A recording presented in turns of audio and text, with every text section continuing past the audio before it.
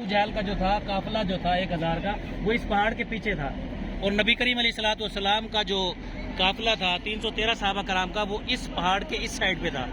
آپ مسجد سے جب نماز کے دوسری سائڈ پہ دیکھیں گے، وہاں پہ کچے مکانات بھی بنے ہوئے ہیں اس خیمے کی جگہ پر جہاں پہ خیمے تھے۔ تو نیچے دیکھ رہے ہیں یہ پورا ریتلی جگہ تھی۔ تو جب صحابہ کرام یہاں پر تشریف لے کر آئے، جب یہاں پر خیمہ لگانے لگے، تو کیونکہ یہ پورا اب تو مکانات بن گئے ہیں، پہلے یہ کھلا میدان تھا، ہواؤں کی وجہ سے وہ خیمے اکھڑ جاتے تھے۔ نبی کریم علیہ الصلوۃ والسلام کو جب پتہ چلا، صحابہ کا نام نے فرمایا، تو نبی کریم علیہ الصلوۃ والسلام نے دعا فرمائی، اللہ سبحانہ و تعالیٰ نے پھر بارش عطا فرمائی۔ یہاں پر بارش کے ذریعے اللہ سبحانہ و تعالیٰ نے پہلی مدد کی، جس سے ریت پر جب بارش پڑی تو وہ جگہ جو ہے وہ سخت ہو گئی، اور اس سائڈ پہ کنویں بھی نہیں تھے۔ آپ کا قافلہ اس سے تھوڑا پیچھے تھا۔ پھر ایک صحابی نے کہا، یا رسول اللہ آپ آگے تشریف لے آئیے، آگے ایک کنواں ہے، اس کنویں کے قریب ہم جائیں گے۔ جب اس کنویں کے قریب بھی آگے، پھر بھی وہ کنواں سوکھا ہوا تھا، پانی نہیں تھا اس میں۔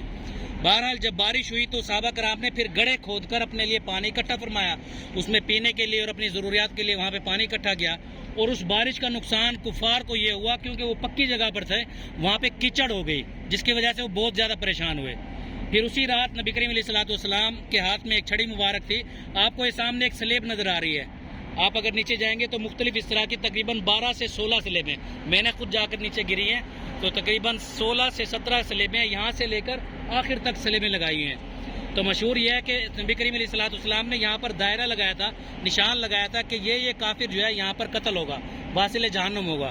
جب جنگ ختم ہوئی تو جس کافر کا نام جس جگہ پہ لیا تھا، ان کی لاش وہیں سے ملی۔ بہرحال جنگ میں اللہ سبحانہ و تعالیٰ نے مدد فرمائی فرشتوں کے ذریعے۔ اس خیمہ میں، اس مسجد میں، اس جگہ پہ خیمہ تھا نبی کریم علیہ الصلوۃ والسلام کا۔ اس مسجد کا نام ہے مسجد العریش۔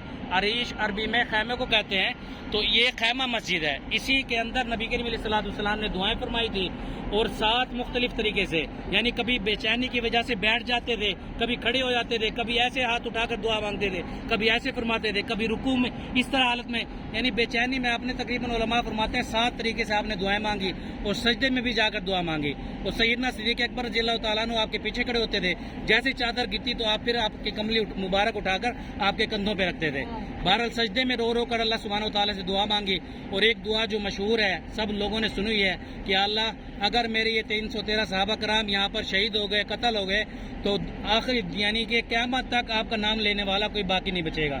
اللہ سبحانہ و تعالیٰ نے نبی کریم علیہ الصلوۃ والسلام کی ادائیں پسند کی، آپ کی دعائیں قبول فرمائی، اور پھر 5000 فرشتوں کو جو ہے وہ میدان بدر میں بھیجا۔ آپ نے جبل ملائکہ کی زیارت کی، وہاں پر فرشتے نازل ہوئے، اترے، اور پھر یہاں سے اس میدان میں اس جنگ میں شریک ہوئے۔ مسلمانوں کو الحمدللہ فتح ہوئی۔ 3 دن نبی کریم علیہ الصلوۃ والسلام نے پھر یہاں پر قیام فرمایا۔ 3 دن قیام فرمانے کے بعد پھر آپ یہاں سے واپس مدینہ منورہ تشریف لے گئے۔ آپ یہاں پر جائیں، یہ ساتھ ہی یہ باتھ روم بنے ہوئے ہیں،